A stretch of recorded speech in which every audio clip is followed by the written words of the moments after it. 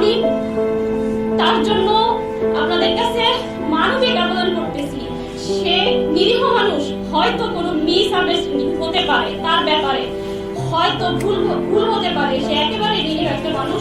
তাকে হয় আমার কাছে ফিরিয়ে দিন, হয় তাকে আমার কাছে ফিরিয়ে দিন, নয় আমাকে তার পর্যন্ত পৌঁছে দিন, নয় আমাকে তার পর্যন্ত পৌঁছে দিন।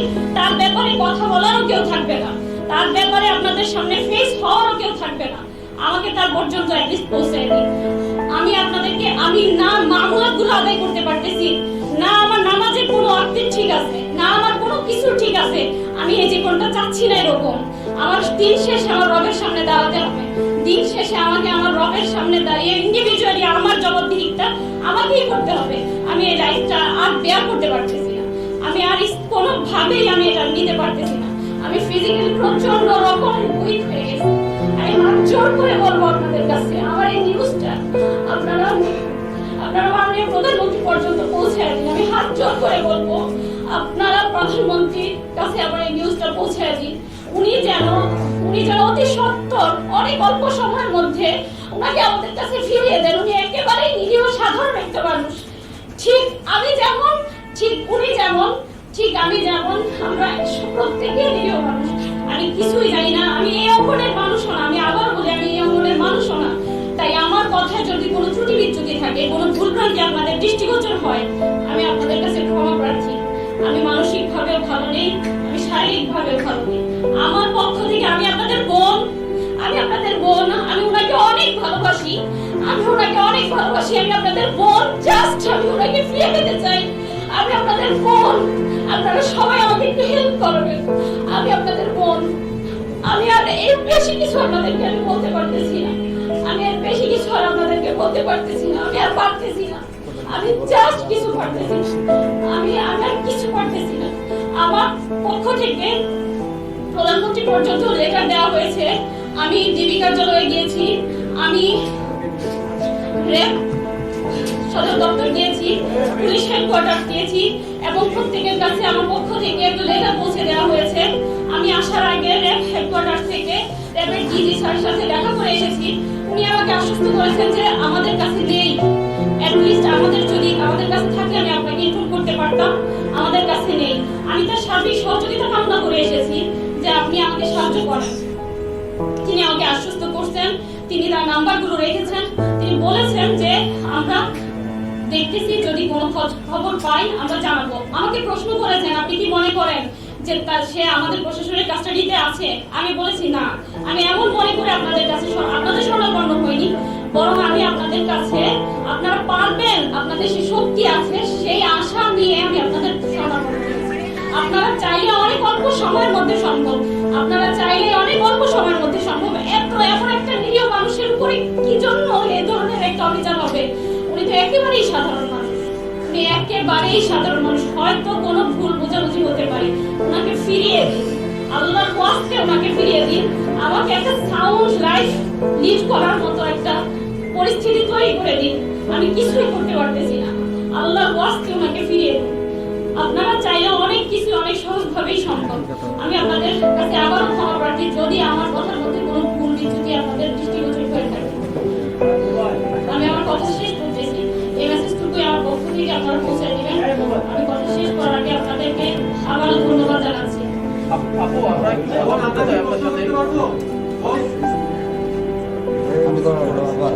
আচ্ছা, আপনারা অবশ্য অবগত আছেন যে আব্দুল মোহাম্মদ আদনানের সাথে আরো 3 জন একসাথে নিখোঁজ হয়েছে। আমি তাদের ফ্যামিলির সাথে যোগাযোগ করতে চেষ্টা করেছি। আসলে রংপুরের এরা ফ্যামিলিগতভাবে মানুষগুলো এমন যে তাদের হয়তো বা আমি জানি না, তারা খুবই নিরীহ অথবা হয়তো বুঝতেছে না। আমি তাদের সাথে যোগাযোগ করেছি, আসার জন্য বলেছি যে আমরা ব্রিফিং আয়োজন করেছি কনফারেন্সের, কিন্তু তারপরে তাদের রেসপন্সটা ছিল এমন যে হ্যাঁ আপু আপনি করতেছেন, আপনি করতে থাকেন, আমরা আসতে পারলাম না, এই ধরনের। তো দুঃখিত যে আমি তাদেরকে আপনাদের সামনে উপস্থিত করতে পারিনি। তিনটা মানুষ, আমি 4জন মানুষ, কার সহ, এটা অবশ্যই কোনো প্রাইভেট কোনো সংস্থার কাজ হতে পারে না। জাস্ট এটুকুই আমার ধারণা। এটা কোনো প্রাইভেট ভাবে তাকে গুম করা হয়েছে, এটা হতেই পারে না। প্রশাসন চাইলেই অনেক অল্প সময়ের মধ্যেই এটা একেবারে সম্পূর্ণরূপে উদ্ধার বাকি থাকবে না এখানে। প্রশাসন যদি এখানে হস্তক্ষেপ করে অল্প সময়ের মধ্যে এই বিষয়টাই সুরাহা করা সম্ভব।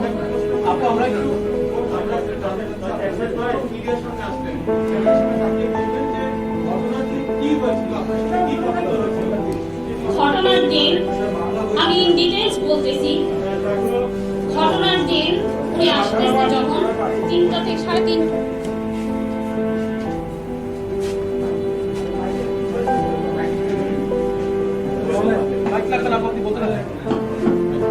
উনি 3:30টায় কি 3টা কি 3:30 আনুমানিক, আমি এক্সাক্ট টাইমটা বলতে পারছি না, তখন উনি বের হয়, রওনা করেন তার বগুড়া একটা প্রোগ্রামের উদ্দেশ্যে।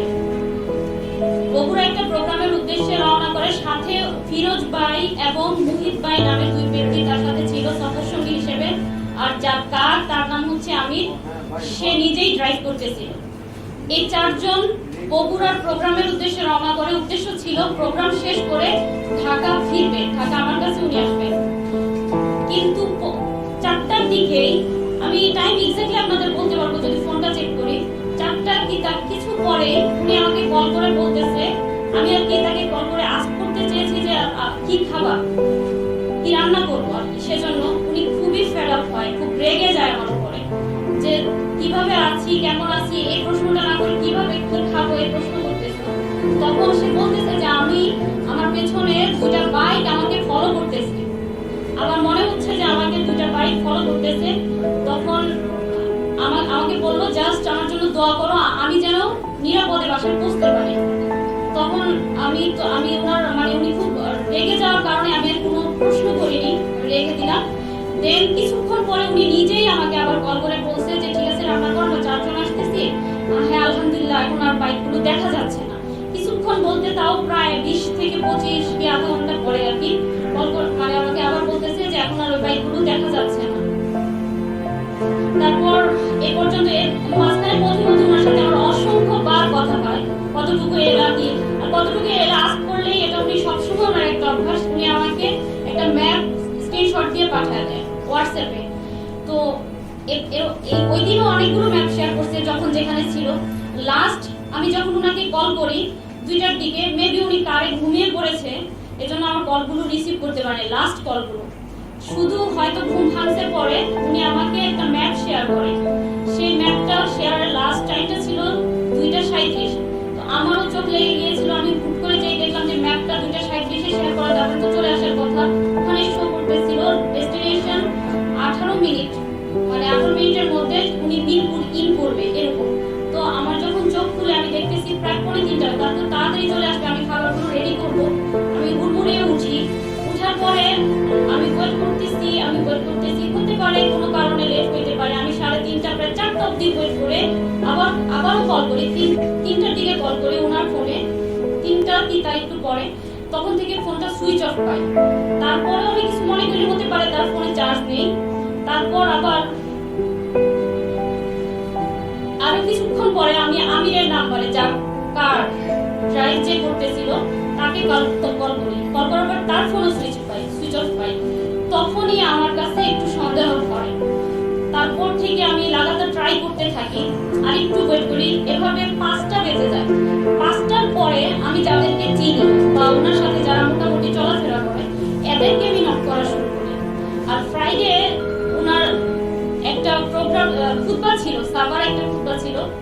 সেই খুতবায় উনি অ্যাটেন্ড করলো কিনা আমি প্রায় 6টা অবধি তাকে অনেককে কল করার পরে আমি 6টার পরে ওখানেও কল করি যে ওখানে চলে গেল কিনা কোনো কারণে। তারাও বললো যে না, এখানে আসেনি। এই ছিল ঘটনা।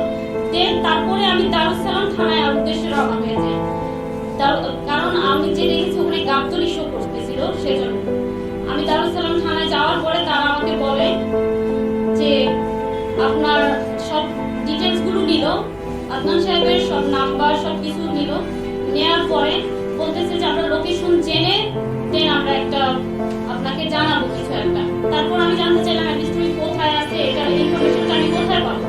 তখন তারা আমাকে বললো যে আপনি এক কাজ করেন, জিবির ওখানে যান, র্যাবের কার্যালয়ে যোগাযোগ করেন, তাদের পর্যন্ত গিয়ে আপনি জানার ট্রাই করেন যে আসলে উনি কোথায় আছে। আমি গেলাম। পরের দিন দারুস সালাম থানায় আমার সারাদিন লোক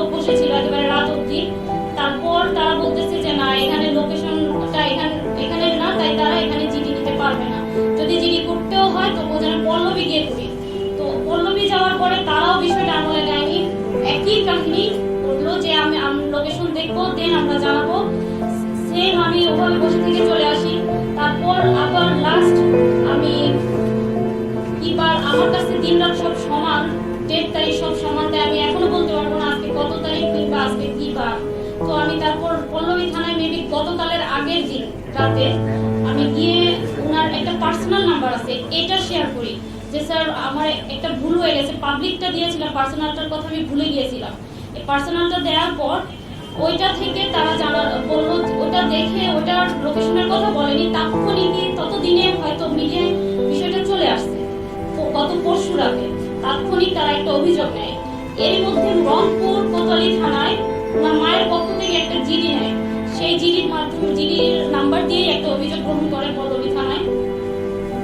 আর আমি তো আমার চেষ্টা অব্যাহত রেখেছি। এরই মাঝে আমি প্রধানমন্ত্রী কার্যালয়ে 2 বার গিয়েছি, ওখানে লেটার দিয়েছি। ডিবি কার্যালয়ে তো আমি অনেক ট্রাই করেছি, আমাকে তো কোনোভাবে অ্যাক্সেসই দেয়নি। আর আমি তো জানিও না সবচেয়ে বড় কথা কোন বইতে যেতে হবে, কিভাবে কি করতে হবে, কারণ আমি তো এরকম মানুষই না।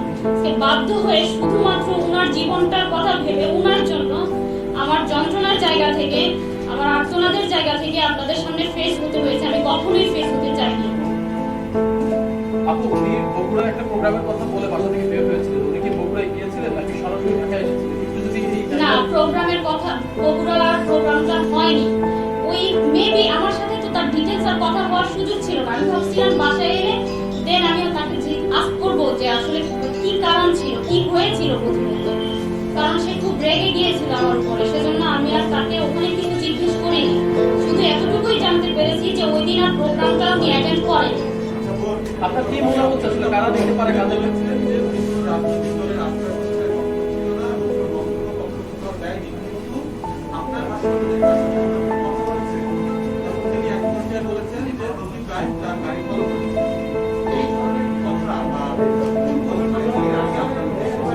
নেভার, না, এই ধরনের কোনো সিচুয়েশনের সম্মুখীন আমি কখনোই হইনি, কখনো উনি বলেও নি, কখনো উনি বলেনি। তবে উনি এমনিতে যখন এগুলো নিয়ে কথাবার্তা বলতো, মসজিদে খুতবা বা লেকচারে যেত, মাঝে মাঝে বিচ্ছিন্ন কিছু ঝামেলার সম্মুখীন উনি হতো। সেজন্য হয়তো উনি এই যে বিষয়গুলো দেখা যায় ওনার লেকচারে উনি তুলে ধরেছে যে দেখা ইসলামের কথাগুলো বললে বা হক বিষয়গুলো যদি জি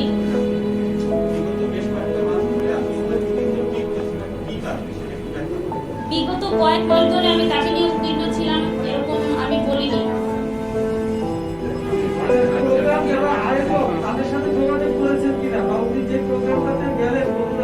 প্রোগ্রামে যায়নি, প্রোগ্রামটা অ্যাটেন্ড করেনি। যারা আয়োজক আমি তাদেরকে চিনি না, আর তার কোথায় কখন প্রোগ্রাম থাকে এগুলো সব তো আর আমার সাথে শেয়ার করে না। আমি তো সবার নাম, যেগুলো পোস্টার হয় জাস্ট ওগুলো হয়তো বা আমি জানি, আর খুতবার ওখানে আমি কল করতে পেরেছি এই জন্য যে এটা পোস্টার হয়েছিল। আদারওয়াইজ আমি তো জানি না কাদের সাথে তার কথা হচ্ছে। আমি তো আপনাদের সাথে ফেস হচ্ছি, এভাবে তো ফেস হওয়ার প্রশ্নই আসে না। আপনি একটু বলবেন কি আসলে আপনাদের কি মনে হচ্ছে কারা তাকে অপহরণ করে থাকতে পারে, বা আপনাদের পরিবারের পক্ষ থেকে আপনারা কি মনে করছেন? আইন শৃঙ্খলা রক্ষাকারী বাহিনী কেউ নিয়ে গেছে নাকি অন্য কারোর সাথে তার শত্রুতা ছিল? আমি এত কিছু বুঝি না, আমি এত কিছু বুঝি না। আমার শুধু সন্দেহের জায়গা থেকে স্বাভাবিক, হয়তো আমার জায়গায় আপনারা থাকলেও মনে হতে পারে এটা হতে পারে ওইটা হতে পারে, নানান জল্পনা কল্পনা আপনার মনে দানা বাঁধতেই পারে। আমার জায়গায় আপনি থাকলেও এটা হতো। সেই জায়গা থেকে কখনো মনে হয় ওনার ব্যাপারে অনেক সময় অনেকে বিরূপ মন্তব্য করতেন, অনেক সময় ওনার ব্যাপারে অনেকে অনেক রকমের কথা বলতেন। তো মনে হয় যে এই জন্যই কি ওনার উপরে কোনো প্রেশার এলো কিনা, বা এজন্যই উনি এত বড় একটা ঘটনার শিকার হলেন কিনা, এজন্যই ওনার লাইফটা বিপন্ন কিনা। আবার কখনো মনে হয় উনি জিওপলিটিক্স নিয়ে আলোচনা করতো, পলিটিক্যাল সায়েন্টিস্ট বা সায়েন্স নিয়ে কথা বলতো, সবাইকে পড়াশোনা করার জন্য উদ্বুদ্ধ করতো। ওনার লেকচারগুলো শুনলে দেখবেন। তো মনে হয় এটা কি ইন্টারন্যাশনালি কোনো একটা গোয়েন্দাদের বিষয় কিনা। এক এক সময় আমার মনে এটা আমার হতেই পারে। এক এক সময় এক এক রকমের ধ্যান ধারণা চিন্তা ভাবনা কত কিছুই তো ব্রেনে ঘুরপাক খায়। আমি তো এগুলো বুঝি না ভাই, আপনারা ভালো বুঝবেন আমার যে আসলে কি হতে পারে। আমি জাস্ট ঘটনার সাক্ষী, আমি আপনাদের কাছে আমার তার সন্ধান চেয়ে আবেদন করতেছি।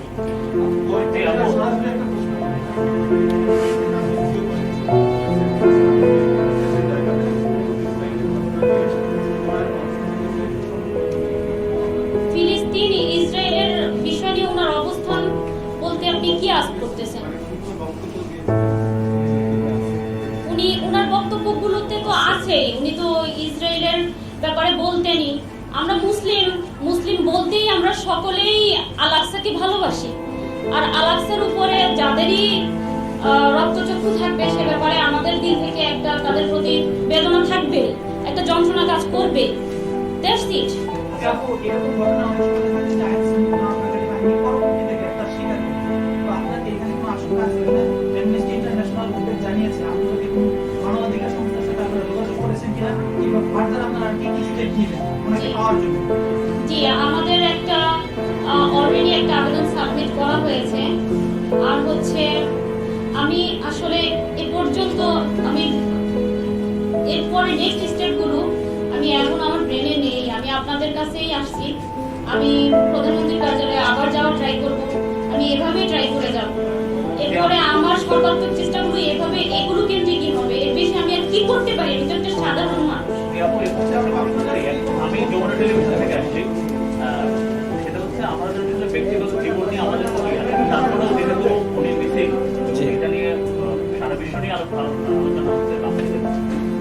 কিন্তু তার আবু তহা মোহাম্মদ আদনান, এই আমার নাম আফজালুল আদনান, আবু তহা মোহাম্মদ আদনান এবং তার এইটার প্রতি আসলে কিভাবে গড়ে ওঠে এটা একটু বলবেন? তার আসলে ব্যাকগ্রাউন্ড, তার পড়াশোনা বা ওটা হচ্ছে তার আইডি কার্ডের নেম।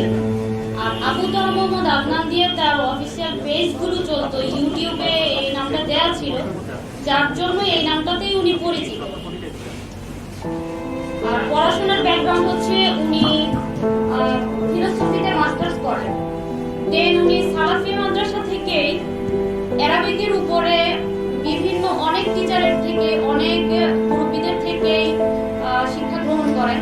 তবে উনি এমন না, আমি আবারও বলতেছি, কথাটা আমি শুরুতে বলছি যে উনি সালাফি কিংবা হানাফি কিংবা হাম্বলি কিংবা কওমি কিংবা দেওবন্দি কিংবা আহলে হাদিস, উনার এরকম কোনো পরিচয় নেই। উনি সবার থেকে, উনি সংকীর্ণ মনের ছিলেন না। উনি হকটা সব জায়গা থেকে গ্রহণ করতেন এবং উনি প্রচুর পড়াশোনা করতেন, অনেক বেশি পড়াশোনা করতেন। জাস্টিস তকি উসমানীর বইগুলো উনি পড়তেন। আমার বাসায় যে বইগুলো আছে, রংপুরে ওনার যে বইগুলো আছে, এগুলো মানে সব বাইরের স্কলারদের বই আছে অনেক, মানে উনি সবার থেকেই এলেম নিতেন। উনিও তো সাধারণ একটা মানুষ, আর ব্যাকগ্রাউন্ড ওনার জেনারেল।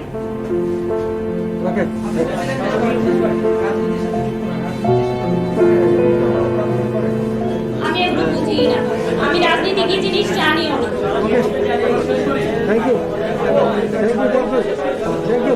আইনজীবীর কোনো বক্তব্য আছে? আপনারা কি এই যে উচ্চ আদালতে কোনো ধরনের বক্তব্য যাবেন? আপনারা বিচার বিভাগের কোনো আবেদন জানাবেন?